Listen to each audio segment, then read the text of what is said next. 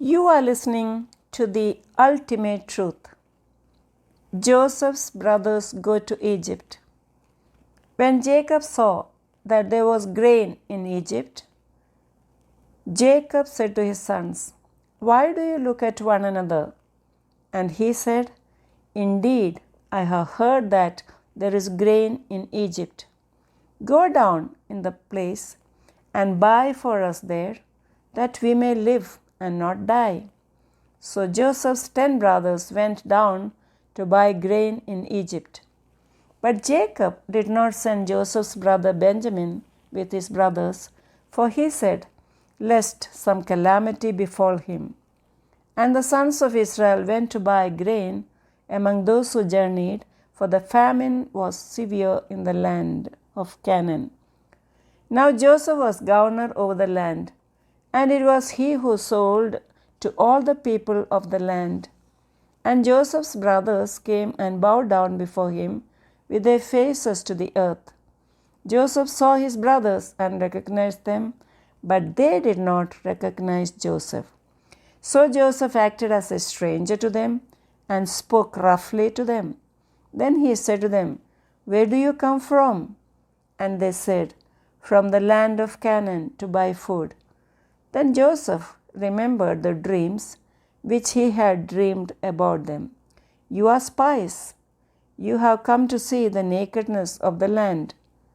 And they said to him, "No, my lord, your servants have come to buy food. We are all one man's sons. We are honest men. Your servants are not spies." And they said, "Your servants are 12 brothers, the sons of one man in the land of Canaan, and in fact, the youngest is with our father today, and one is no more."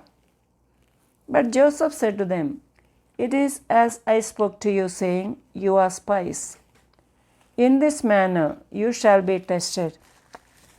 By the life of Pharaoh, you shall not leave this place unless your youngest brother comes here. Send one of you, and let him bring your brother, and you shall be kept in prison, that your words may be tested to see whether there is any truth in you, or else, by the life of Pharaoh, surely you are spies." So he put them all together in prison 3 days. Then Joseph said to them the third day, "Do this and live, for I fear God. If you are honest men, let one of your brothers be confined to your prison house, but you go and carry grain for the famine of your houses. And bring your youngest brother to me, so your words will be verified, and you shall not die." And they did so. Then they said to one another, "We are truly guilty concerning our brother, for we saw the anguish of his soul when he pleaded with us, and we would not hear. Therefore this distress has come upon us."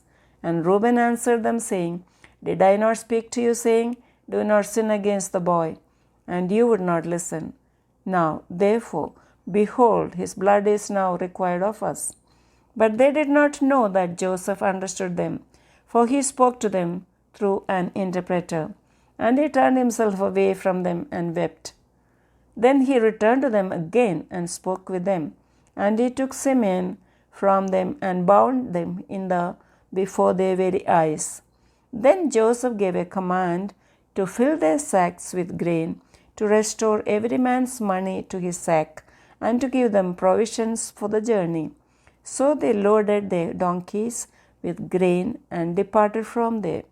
But as one of them opened his sack to give his donkey feed at the encampment, he saw his money in the mouth of his sack. So he said to his brothers, "My money has been restored, and there it is in my sack." Then their hearts failed them, and they were afraid, saying to one another, "What is this that God has done to us?" Then they went to Jacob their father in the land of Canaan and told him all that had happened to them, saying, "The man who is Lord of the land spoke roughly to us and took us for spies of the country. But we said to him, We are honest men, we are not spies." And Jacob their father said to them, "You have bereaved me. Joseph is no more, Simeon is no more, And you want to take Benjamin also? All these things are against me. Then Reuben spoke to his father, saying, Kill my 2 sons, if I do not bring him back to you. Put him in my hands, and I will bring him back to you. But he said, My son shall not go down with you, for his brother is dead, and is left alone. If any calamity should befall him along the way in which you go, then you would bring down my gray hair with sorrow to the grave. Genesis chapter 42.